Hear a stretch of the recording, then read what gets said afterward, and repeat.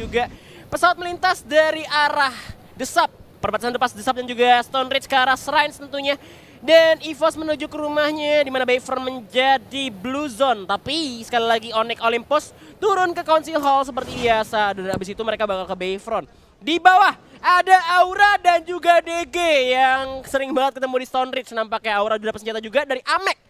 Sudah memegang AN94 tentunya. Ya, dan juga sepertinya ada fight early di mana The Maze bertemu dengan Boom Esports dan juga IOG, lihat. Waduh, IOG habis buya, apakah tusuk karena rule god? Udah mulai kritis nyawanya dan ternyata langsung dipulangin oleh Boom Esports yang mulai hungry membara kali ini. Di mana Beyond bakal coba untuk mencari lawannya, ini dia Mang yang bakal coba untuk dipulangkan satu persatu. Masih ada Chrono, HNST bakal coba untuk jump shot dan Chrononya masih menyelamatkan lawan. Di mana kali ini HNST bakal coba untuk memilih posisi yang lain, bakal bergerak juga ada Lord dengan MP5-nya. Bakal coba untuk mencari dapat satu critical damage dan dan Boom Esports berhasil dieliminasi dan ditaunting langsung oleh Lord. Itu dia yang abis buya berhasil untuk mendapatkan 4 poin kill kalian walaupun harus terpulangkan satu player. Tapi kita bakal beralih dulu di mana ada Aura, mana Bang? Ini dia. Auranya ada di Stone Ridge ketemu sama tim DG.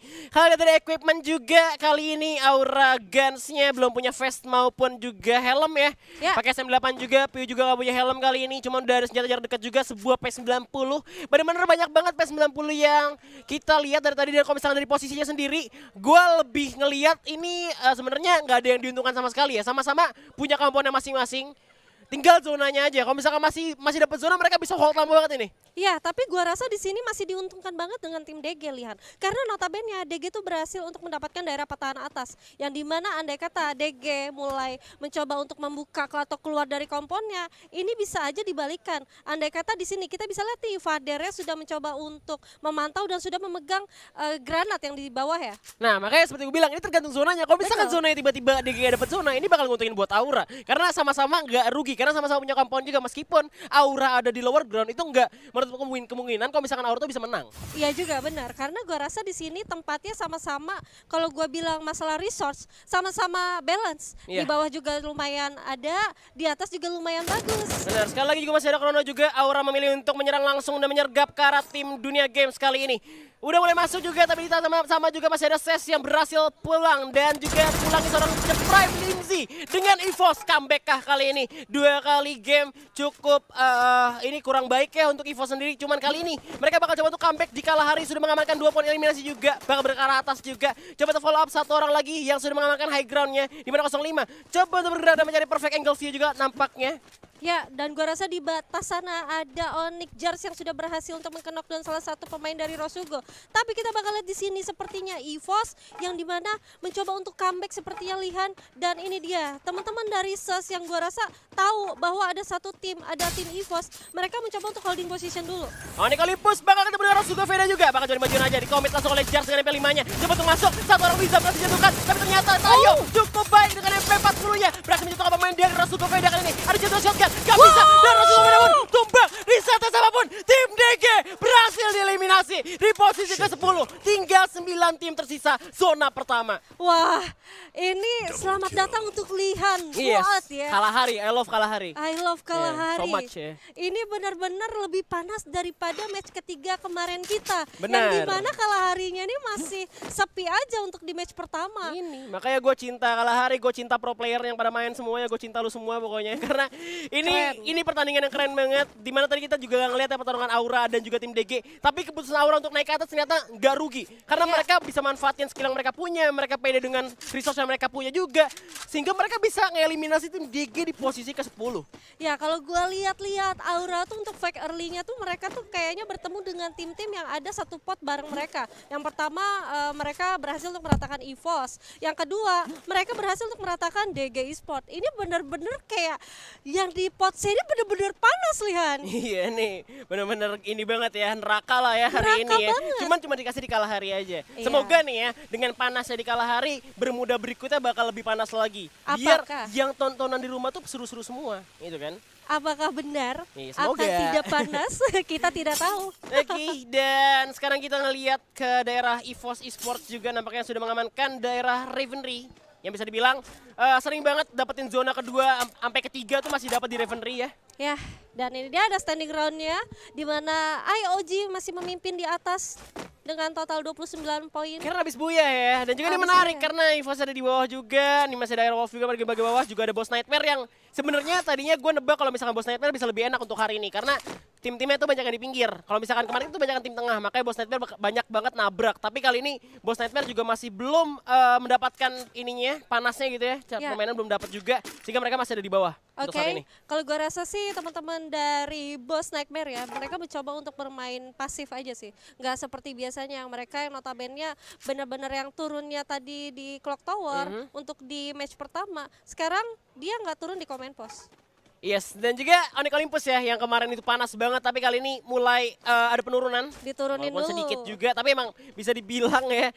Emang hari ini juga cukup berbeda dibanding hari kemarin. Jadi memang harus merubah strategi juga, nggak bisa pakai strategi yang sama juga. Karena ketika lu melakukan strategi yang sama, udah mulai kebaca sama musuh, itu bakal dipatahin strateginya. Betul banget, gue setuju. Dan di sini temponya lagi-lagi kalah harinya diturunin dulu lihat. Sampai zona kemungkinan zona berdua akan menyusut, itu mungkin akan ada tim-tim yang saling bersenggolan lagi. Iya, tapi ketika lu kalah hari udah tumbang 3 tim gitu di zona pertama, itu bakal bener-bener lu luas banget untuk moving di open fieldnya.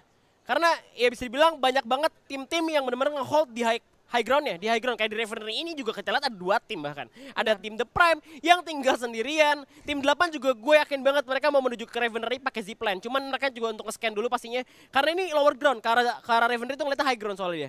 Dan kalau gue rasa tentang Revenary itu lu suka nggak sih sama komposisi dari bangunannya? Iya. Bener-bener yang player-player atau tim kita tuh bisa bermain dari atas.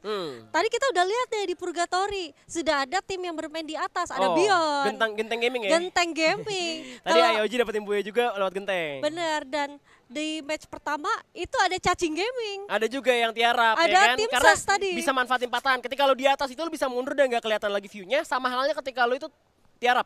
Itu juga bisa nggak kelihatan view-nya kalau misalkan tuh main di lower ground.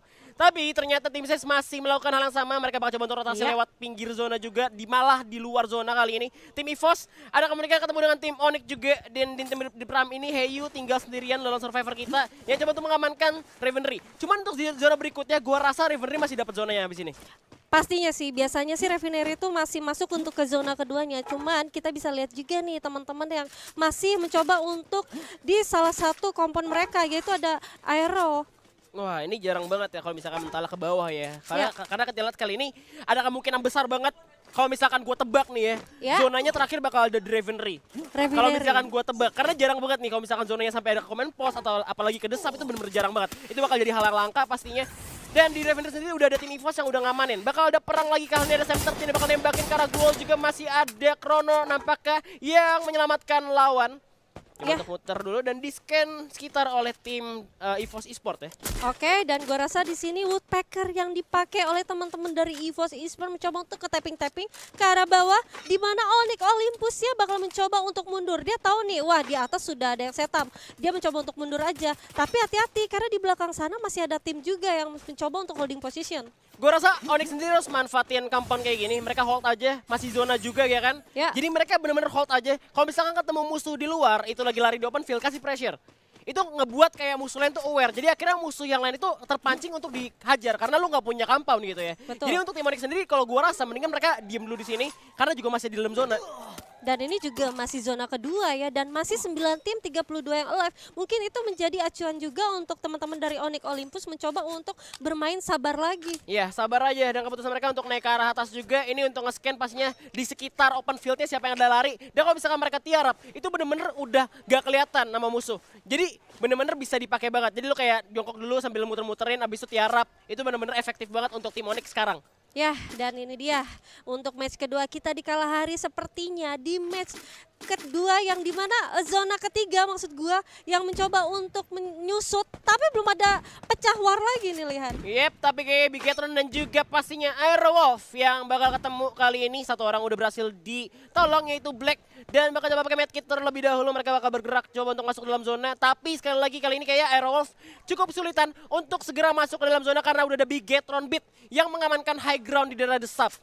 Ya, dan gua rasa di sini Halcyon bakal mencoba untuk mencari vision yang enak. Dia bakal mencoba melihat di mana aja kah teman-teman dari Bigetron Beat mencoba untuk setup ini ya gameplay mereka. Karena gua rasa teman-teman dari Aero bakal mencoba untuk nge-split. Dia kita bisa lihat Halcyonnya berhasil untuk mendapatkan daerah desop bawah. Sedangkan teman-teman dari Bigetron ini pasti visionnya nggak sampai ke Halcyon. Iya, visionnya nggak dapat juga. Cuman kalau misalnya turun ke bawah, ternyata ada Anca dengan snipernya berhasil menjatuhkan sang kapten kita, Halcyon. Langsung dikirim ke lobby, tinggal 3 orang dari Aerowolf. Dan ternyata itu adalah cuma alih-alih isu aja. Karena Aerowolfnya tiba-tiba ngirim 3 orang untuk segera masuk ke dalam zona. Jadi kalau misalkan gue bisa prediksi, ini Bigetron udah natakin banget Aerowolf. Dia ngeliatin dan Aerowolf udah tahu, gue gak bakal bisa lewat. Gue harus kayak ngasih satu umpan untuk gue bisa masuk ke dalam zona. Akhirnya ini Aerowolf bisa masuk ke dalam zona.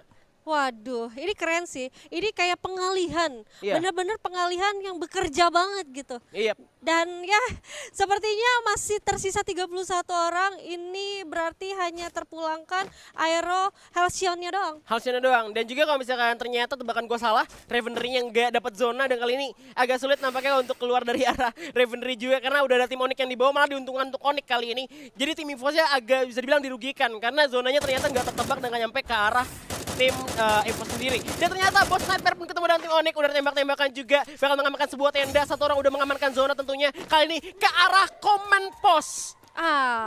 Nightmare bakal pulang ke rumahnya, tapi dia harus mengusir penduduk teman-teman dari Onyx Olympus. Bakal langsung dibajuin aja. Bakal diajarin dengan double factornya juga kali ini. Satu orang berhasil dijatuhkan, yaitu Jar. Langsung dipulangi ke lobby sampai tapi 2 orang berhasil di knockdown dari tim Onyx. Bos Nightmare udah mengamuk, tapi ternyata ada granat masak dari seorang Wiza. Berhasil menjatuhkan Ape God, masih ada Fearless tanpa takut. Juga ternyata Onyx Olympus berhasil diamankan oleh tim Bos Nightmare. Wah, ini Onyx 3 orang doang loh.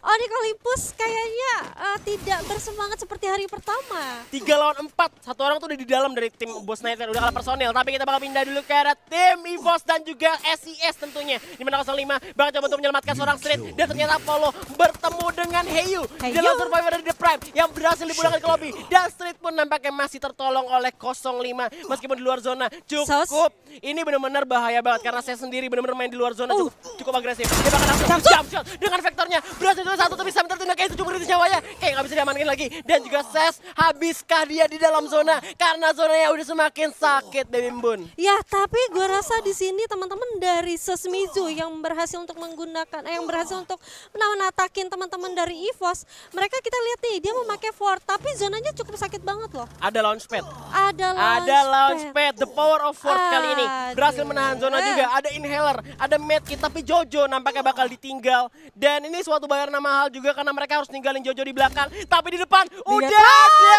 lawan lagi, yaitu Bigetron Beat. Ini dia bakal ketemu sama SES yang ternyata masih bisa memanfaatkan patahan di bawah dan Fung pun masih bisa selamat.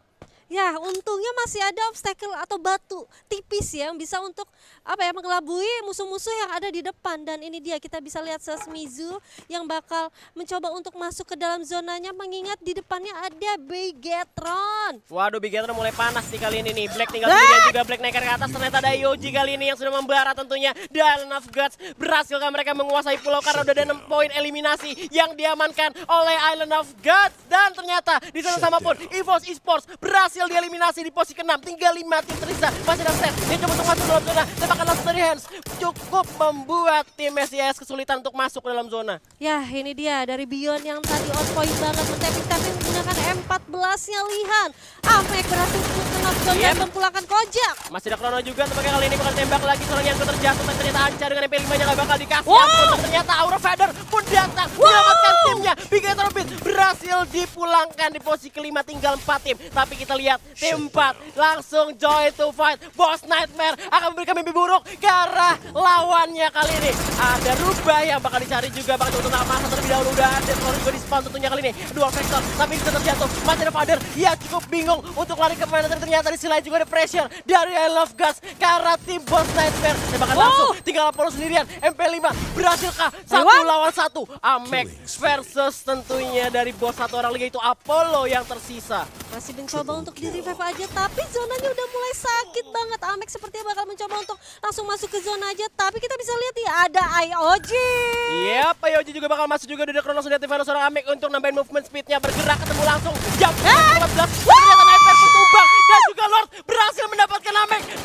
eliminasi untuk Island of Gods kali ini. Dan ternyata Booyah untuk Islands of Gods. Wow, ini IOG panasnya luar biasa. Booyah untuk kedua kalinya, lihat. Oh my god. Gue kira tadi Bion bete di luar, gue liatin Bete. Bion diem gitu di pinggiran, di pagar gitu kan. Ternyata dia Ternyata dia lagi ngumpulin mood ya. Benar. Buat main hari ini dan ternyata Booyah 2 kali untuk IOG. Kalau misalkan mereka Booyah sekali lagi, triple Booyah. triple Booyah Sama lagi. kayak Onyx kemarin. Berarti kita ini di Free Fire Master League Season 3 Divisi 1 tuh setiap harinya ada triple Booyah. Belum ada tapi belum Tapi tahu ya. belum. Kita nggak tahu ya di Bermuda ya. Kita request aja sih buat IOG kalau misalkan denger gue ngomong, lu Booyah lagi aja gitu. Biar triple Booyah. Jadi sejarahnya ulang ya kan. Udah 2 kali nih. Ada Onyx kemarin, sekarang IOG Booyah lagi. Wah, ini bener-bener keren. Kalah hari sesuai apa yang gue ekspektasiin ya. Bener-bener panas. Panas ya, walaupun tadi temponya di pertengahan zona, itu zona kedua sampai ketiganya diturunin dulu nih. Iya. Benar-benar surprise banget, bahkan tadi Aura yang tadinya untuk di match pertamanya sempat tusun, dia mencoba untuk nge-up di match kedua. Di match ketiganya dia nge-up juga. Ada Amek menjadi lone survivor, tapi memang zonanya udah sakit banget. Yes, dan ini ada highlightnya juga di akhir-akhir kalau misalnya kita perhatikan ternyata ini warna cukup cepat ya ketika tim Onyx ngeratain tim Rosso Bupeda. Bener-bener nggak berasa banget. Dan keputusan yang cukup baik juga dari Tayo ketika dia udah coba untuk nge-strafing untuk keluar masuk, dia revive di cancel. Dan di akhir-akhir Boss Nightmare yang terakhir-terakhir ternyata itu udah harus rata juga karena tiba-tiba IOG main high ground. Meskipun tinggal 3 orang juga, tapi ternyata yang terakhir dari saya tereliminasi oleh zona karena mereka ada di lower ground ya. Itu agak sulit untuk naik ke atas kalau misalkan lu nggak punya grapple hook. Iya benar, apalagi kalau gue lihat tadi bener-bener